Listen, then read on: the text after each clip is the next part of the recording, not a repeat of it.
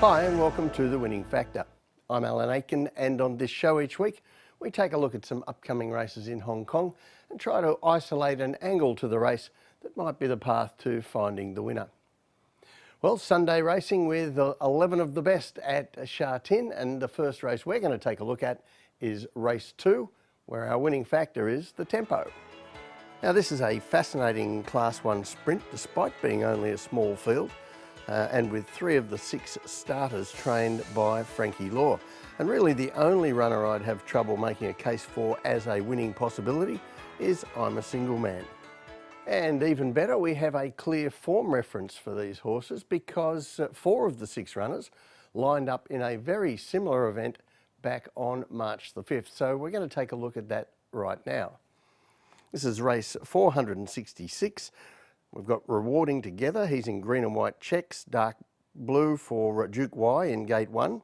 Next to him, Courier Wonder in white colours, and Master 8 also in blue coming out of gate 3. But the lead is taken up here by the very speedy Nervous Witness and Campione, and they are critical to the pace, setting that fast speed early, then joined by Master 8. So the race is there to be won for the horses following the pace here, and despite the tempo easing mid-race, that's how it ends up.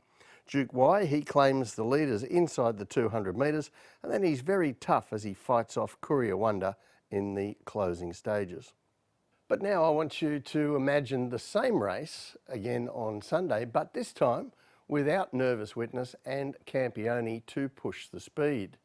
Because when we take a look at the map, that is the biggest change from that race to this race for the horses that ran in it. Now we saw Master 8 push forward with some purpose there, so he might even be the leader this time with those other fast horses missing.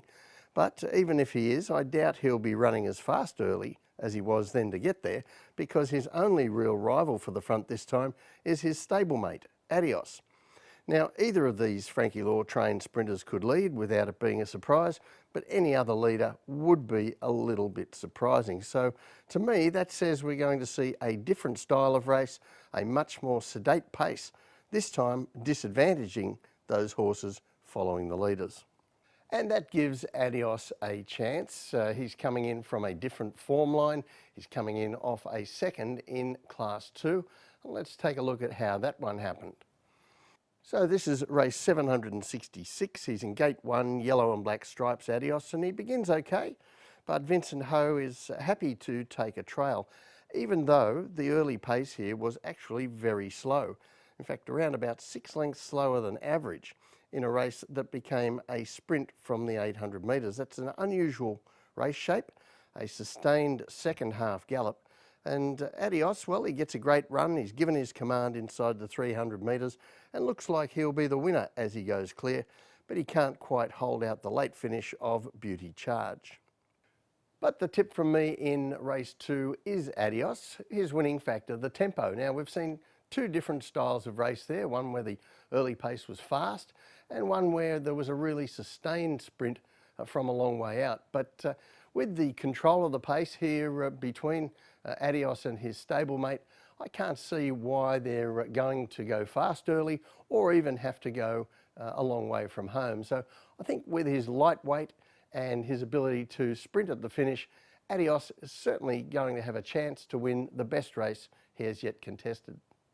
The other race I want to take a look at is at the other end of the card, race 11.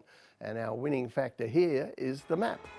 Now, we often end the day at Sha Tin with a 1400 metre Class 3, and that's the case here on Sunday. In a race where we have Zach Purton going on to Drombeg Banner, who comes back to Class 3 where he's won twice this season. Massive Action is also a winner in the class this campaign. Maldives comes in as a last start winner. Satanta's racing well, and the lightweight Silver Sonic has yet to win in Hong Kong, but he's certainly been knocking on the door. But of those main contenders, the 2 that interest me most are Satanta and Silver Sonic. Now, Silver Sonic, he has, as I said, yet to win in Hong Kong, but he's been getting better with each race, and he's struggled a bit with wide gates in his last 2 starts. And we're going to have a look at the most recent of those. He's in gate 14. This is race 721, Silver Sonic with grey colours, blue armbands, and you see he's very fast out of the gates and has to be used early to get across closer to the rail. But he doesn't want to press on and lead, and his jockey Harry Bentley is happy to sit off E-Legend, who is the established front runner at this stage. The heat map shows us that this lack of competition allows E-Legend to slow things right down in the second section, then later turn the race into a hard sprint from the top of the straight. Now, Silver Sonic, he's outside the leader the whole way. He tries his best in the sprint home and eventually does get past the leader, but the extra effort that he spent in the first 200 metres comes back to haunt him, and he has to settle for third placing. Now, Satanta won in Class 3 early in the season, and he lost form for quite a while, but he's been back with a bang his last two starts, winning well in Class 4 and then backing that up with an excellent second in Class 3 last time. This is race 760, and from gate 1, Satanta jumps okay. He's in grey and pink colours, but as is his style, he lets faster runners go, and the regular front runner, Massive Action, soon finds the top, only to have the role taken off him by Beauty Glory.